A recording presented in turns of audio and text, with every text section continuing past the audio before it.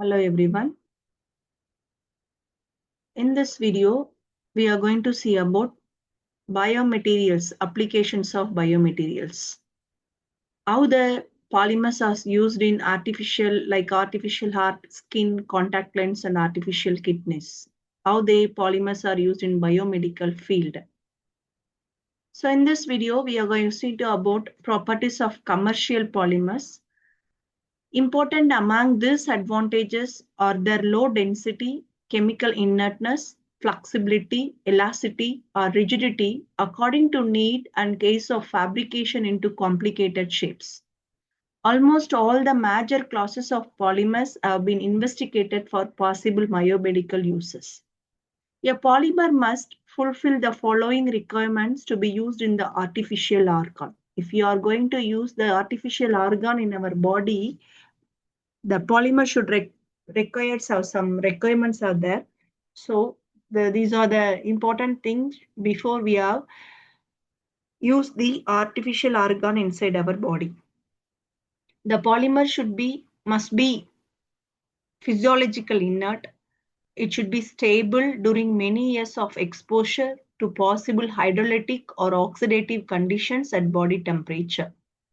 It must be resistant to enzyme attack and it must not change dimensions, disintegrate or dissolve in aqueous media or in contact with lipids or other fatty materials. It should not contact any enzymes in our body.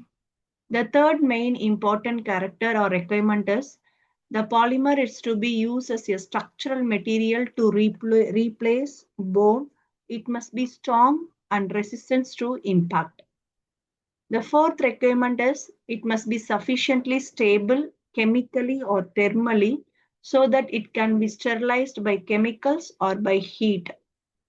So thus we see that the use of synthetic polymers in biomedical applications is not an easy job, and the comparisons of different polymers for biomedical uses is not a straightforward process. Some research workers in this field are always busy to answer the question, which polymer is the best for a particular biomedical application? Though it has been found that at least 4 polymers account for the most of the materials currently used in the biostable and medical applications. The 4 mainly used polymers are polytetrafluoroethylene, polyesters, polydimethylsiloxanes, and polyurethanes. So these main 4 polymers are used in the case of artificial organs. Okay.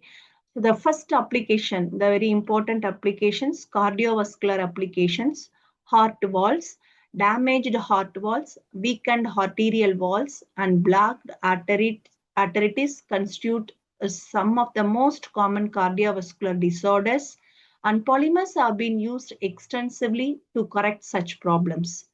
Defective heart valves can be replaced by mechanical valves of various designs. For this purpose, silicone rubber, which one is used? Silicone rubber is used because of its inertness, elasticity, and low capacity to cause blood clotting. So, aneurysms, that is balloon-like expansions of the arterial wall. We have the aneurysms is nothing but it is the balloon-like expansions of the arterial wall. They are fixed inside our heart. It can be repaired by reinforcement of the artery with a tube of woven polyester or polytetrafluoroethylene fabric.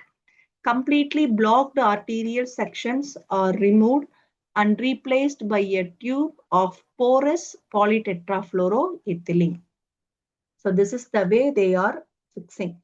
So how the artificial heart is functioning by applying this type of polymers inside our body. Heart disease and circulatory disorders are responsible for more deaths in the world than any other common ailment. The most serious problem arises from arteriosclerosis and from the progressive narrowing of cardio-arteries.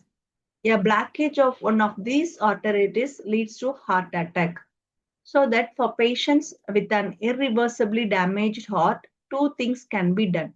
The first one is a heart transplant may be possible, but it has a limited scope due to obvious reasons. The second reason is the functions of the damaged heart may be taken over permanently or temporarily by an artificial pump. So these are the two ways the patient will be reversible to from the damaged heart. A lot of work has been done in testing and designing artificial hearts. Unfortunately, most synthetic polymers accelerate the clotting of blood. This problem is so serious that animals on which the pumps are tested sometimes die within the hours from the massive gelatinous blood clots that form in the pumps. So avoidance of the clotting process is a complex problem because it depends mainly on the design of the pump and the materials used for its constructions. Depend upon the material what they are used is the main reason for clotting the blood. So how heart pump designs? Two types of heart pumps have been developed. The one is auxiliary blood pumps, total artificial heart pumps. From auxiliary blood pumps, it is used to bypass or supplement the action of damaged heart until it can repair itself. The total artificial heart pumps, these pumps can completely replace the living organisms. So we have to plan to replace means by using we have to completely replace the living organs instead of this we have to fix the artificial heart pumps. The below image that shows us a simple artificial heart device designed for the implementations in the body. So this is the artificial heart pump which they are going to insert in the body, those who are damaged heart. A U-shaped artificial heart device is shown some following the components. The first one is the out layer. It should be made up of glass fiber reinforced with epoxy resins. It is in the form of rigid form. The next one is the inner tube. Silicone rubber tube reinforced with polyester mesh. It will be flexible of this. Then side connections. These are the side connections. Compressed air in and out. It should be compressed in air in and out. In the side, the heart pump, it should be the air is insert and it should be outlet. Okay. So bottom directions, in bottom direction, there is a blood flow. This design uses compressed air to expand and contract the flexible inner silicone tube, assisting in pumping blood through the artificial heart.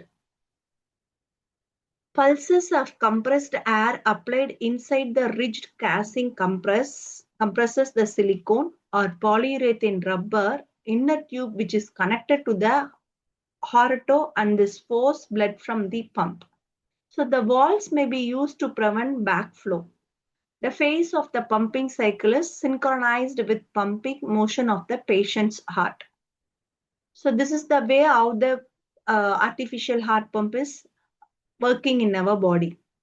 This figure, the below figure shows another design of the pump. This shows the another design of the pump which uses hemisphere of titanium, polycarbonate, polytetrafluoroethylene or polymethyl methacrylate containing a polyurethane diaphragm.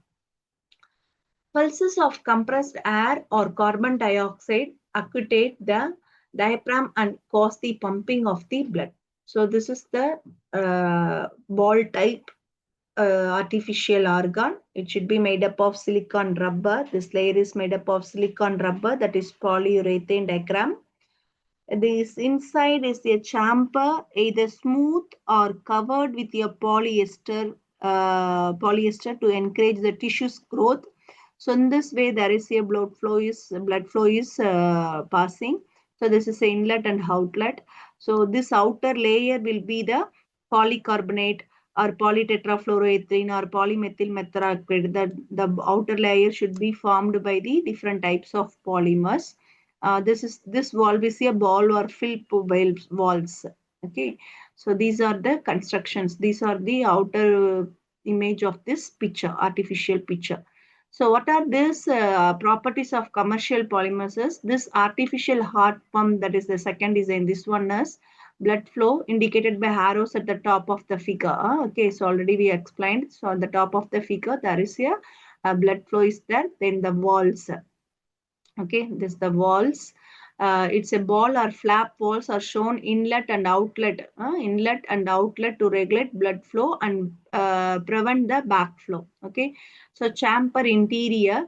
So in this chamber interior, inside the chamber is either smooth or covered with a polyester vellular to encourage tissues overgrowth. Okay, so diaphragm, so made up of silicon rubber or polyurethane, forming the lower of the pump.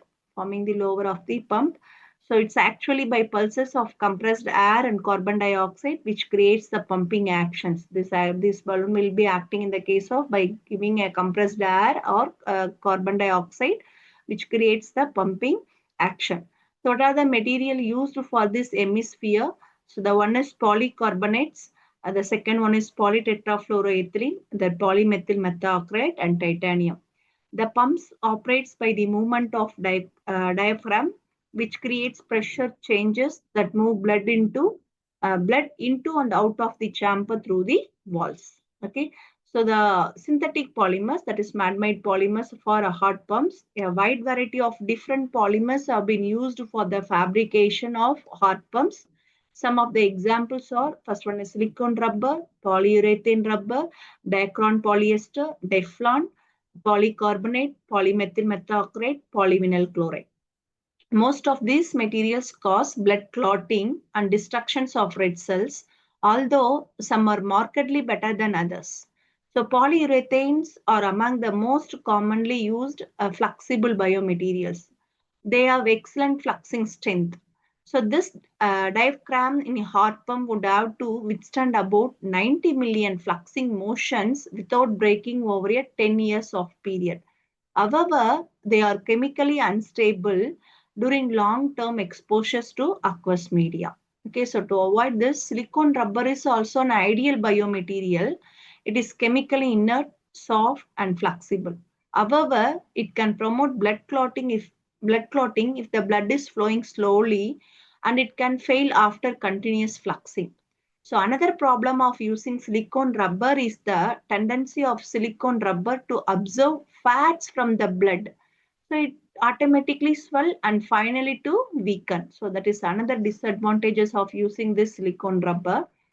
So researchers shows that fluoroalkyl siloxane polymers or polyphosphenes may prove to be more suitable for artificial heart applications. Also, the ability of a synthetic polymers to initiate blood clotting largely depends on the nature of the surface. The smooth surface are better than the rough areas. Okay. So highly water repellent polymers appear to be among the best materials for contact with blood. Since the inside lining of the blood vessels is a negatively charged, it has also been found that polymers with a surface charge are more effective than the neutral polymers.